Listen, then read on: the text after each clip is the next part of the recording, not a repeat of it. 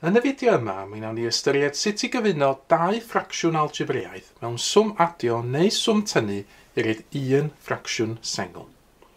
Felly, gadewch ni ystyried yr enghraifft yma. Ysgrifennwch 2 dros x adio 4 adio 5 dros 3x tynnu 7 fel ffracsiwn sengl. Rhowch eich atab ar ei ffurf symlaf. Nawr, dwi am ddangos 2 ddull gwahanol o wneud y cwestiwn yma. Y dull cyntaf ydy be dwi'n alw y dull traddodiadol. Nawr, yn y dull traddodiadol, be dyn ni'n wneud ydy ysgrifennu y 2 ffracsiwn yma dros y cyfenwadur lleiaf. Nawr, y cyfenwadur lleiaf yw y mynegiad algebraidd lleiaf dwi'n gallu ffeindio sydd yn luosrif o'r 2 enwadur yma. Ac yn yr achos yma, y cyfenwadur lleiaf yw yn syml iawn y lluoswm o'r 2 enwadur. Felly, yr x adio 4 mewn cronfachau wedi cael ei luosi hefo'r 3x tynnu 7 mewn cronfachau. Felly, be dwi'n wneud yn awr ydy ysgrifennu y 2 ffracsiwn yma dros y cyfenwadur lleiaf yn fan hyn. Na i gychwyn efo'r ffracsiwn gyntaf, 2 dros x adio 4. Nawr, sut dwi'n ysgrifennu'r ffracsiwn yma dros y cyfenwadur yma? Wel, mae'r x adio 4 yma'n barod. Felly, i gyflwyno y 3x tynnu 7 i'r enwadur, be dwi'n wneud ydy lluosi y ffracsiwn yma hefo 3x tynnu 7 dros 3x tynnu 7. Nawr, mewn gwirionedd, be dwi wedi wneud yn fan hyn ydy, dwi wedi lluosi efo 1, oherwydd mi fysa 3x tynnu 7 rhannu efo 3x tynnu 7 yn dim ond yn 1, a felly dwi heb newid y ffracsiwn yma. Ond dwi wedi sicrhau wan fod enwadur y ffracsiwn yn hafal i'r cyfenwadur lleiaf yma fan hyn, a mi dwi am gyflwyno cronfachau fan hyn yn awr i sicrhau bod fi yn lluosi pob dim fan hyn, yr x adio 4 i gyd hefo y 3x tynnu 7 fan yma. Wedyn mae gennym fi yr ail ffracsiwn yn dod i fewn, felly dwi am adio fan hyn, gan gychwyn efo yr ail ffracsiwn sydd ddim yn barod, 5 dros 3x tynnu 7. Eto dwi eisiau sgwennu y ffracsiwn yma dros y cyfenwadur lleiaf yma yn fan hyn. Mae'r 3x tynnu 7 yma'n barod, felly fan hyn, be dwi angen gwneud ydy lluosi efo 1 eto, ond yn y ffurf x adio 4 dros x adio 4. Ac eto na i gyflwyno cronfachau fan hyn i sicrhau fod pob dim yn yr enwadur greiddiol yn cael ei luosi efo pob dim yn fan hyn.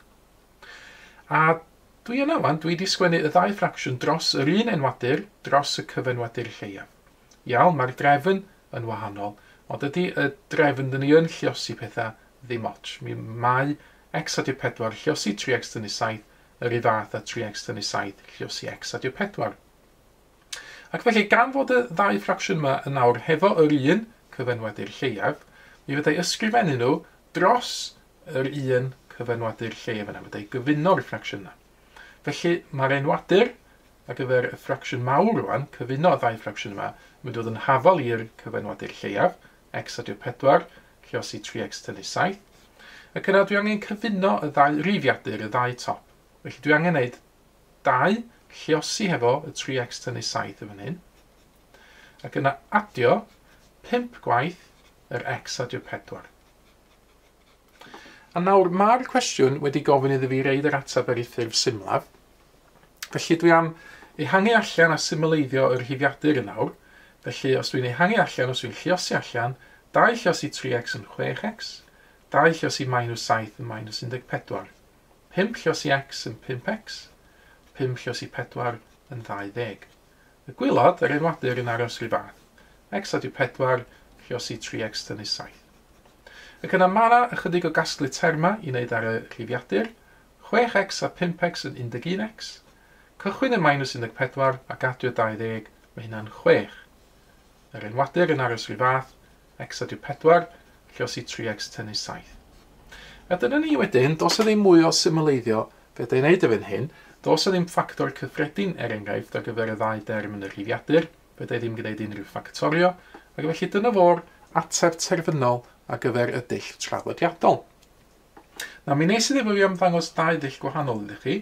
Dull 2 ydy dull y gneuen ddeiar, yn Saesneg peanut method. Nawr, yn y dull yma, be dyn ni'n neud ydy, dyn ni'n cyflwyno tabl fach i gychwyn. Tabl 2 wrth 2. Felly, yn y lle yn y tabl fan hyn, mae yna 2 res, mae yna 2 golon. Felly, be dwi'n gwneud yn nawr ydy ystyried y cwestiwn greiddiol eto. A dwi'n sgwennu'r ffracsiwn gyntaf ar y top fan hyn, 2 dros x adi'r 4. Ac felly mae'r ail ffracsiwn yn mynd ar y chwith fan hyn, 5 dros 3x tynnu 7. Nawr, mae yna 4 lleoliad yn y tabl yma. Dwi'n croesi ffwrdd y top chwith, dwi ddim angen defnyddio hwnna. Mae yna 3 lleoliad ar ôl, a be dwi'n sgwennu yn y 3 lleoliad yma nawr ydy yr ateb i 3 swm lluosi. Yn gyntaf, yn fan hyn, 5 lluosi efo x adi'r 4. Felly 5 gwaith x adi'r 4. Gwylod ar y chwith fan hyn, mae gen i 2 lluosi efo 3x tynnu 7. 2 lluosi efo 3x tynnu 7. Ac yna, yn gwylod ar y dde, mae gen i fi x adi'r 4 lluosi efo 3x tynnu 7. Nawr wedyn, y rheswm dyn ni'n galw fo'n dull y gneuon ddaear ydy, dyn ni'n dychmygu wedi fod gen ni gneuon ddaear, yn Saesneg peanut, yn byw yn y canol yn fan hyn. Drio tynnu llun gneuon ddaear yn fan yna. A wedyn dwi'n cyfuno y 2 elfen o'r gneuon ddaear yma mewn swm adio, o'r swm adio sydd gen i yn y cwestiwn. Felly, os na i gweithio'r chwith i dde wan, a gwneud 2 lluosi 3x tynnu 7, rhan gyntaf y gneuon ddaear, ac yna adio, ail ran y gneuon ddaear, 5 gwaith x adi'r 4. Ac yna, na i drin hwn, na i ehangu hwn allan. 2 lluosi 3x yn 6x, 2 lluosi minus 7 yn minus 14, 5 lluosi x yn 5x, 5 lluosi 4 yn 20. Casglu terma wedyn, tebyg iawn i nes i wneud gynt, 6x a 5x yn 11x, minus 14 adi'r 20 yn 6. Yr ateb wedyn, ydy yr ateb i'r cam uchod yma fan hyn, yr 11x adi'r 6, a mae o dros be sydd yn ymddangos gwylod ar y dde yn y tabl fach fan hyn. Felly x adi'r 4, lluosi efo 3x tynnu 7. A dwi'n gweld fod fi'n cytuno efo be nes i gael efo y dull cyntaf, y dull traddodiadol. Nawr un peth ar y diwedd, be fysa'n newid tybed fan hyn pe bai y cwestiwn greiddiol wedi bod yn swm tynnu a nid yn swm adio. Wel, os ar dull union yr un fath, yr unig beth fysa yn newid fysa'r swm adio fan hyn yn y dull traddodiadol, ni wedi bod yn swm tynnu. Felly fan hyn, mae'r adio newid bod yn tynnu. Wrth i hannu allan fan hyn wedyn, os hynna'n newid pethau yn fan yma, os fo'n minus 5 lluosi x i gael minus 5x, os fo'n minus 5 lluosi 4 i gael minus 20. Os y casglu terma wedyn ychydig yn wahanol, 6x tynnu 5x os hwnna wedi bod, i gael 1x, neu jyst x ar ben y hun, minus 14 tynnu 20, so hwnna wedyn yn mynd lawr i minus 34. Ac yn yr un modd yn dull y gneuon ddaear, os hwn yn gywir newid i swm tynnu, ac felly pan dwi'n cyfuno 2 ran o'r gneuon ddaear, so ni'n tynnu ffwrdd fan hyn, ac eto fel nath ni weld yn fan hyn, os ar arwyddion yn fan hyn yn newid, os hwnna newid i fod yn x tynnu 34, ac felly yn yr ateb hefyd x tynnu 34 dros yr x adi'r 4, lluosi 3x tynnu 7. Cyfle nawr ydych chi roi cynnig ar y math yma gwestiwn. Mae yna 2 gwestiwn wedi ymddangos ar y sgrin sy'n gofyn i chi gyfuno 2 ffracsiwn algebraidd i mewn i 1 ffracsiwn sengl. Estynwch ddarn y bapur allan, rhowch gynnig arni hi, ac yna unwaith ydych chi efo set o atebion eich hun, cymharwch nhw wedyn yn erbyn yr atebion cywir sydd yn nawr yn cael ei dangos ar y sgrin. Mae mwy o fideos adolygu ar gael ar ein sianel YouTube Adolygu Mathemateg. Am y newyddion diweddaraf neu holi cwestiwn, dilynwch ein cyfrif trydar @mathemateg.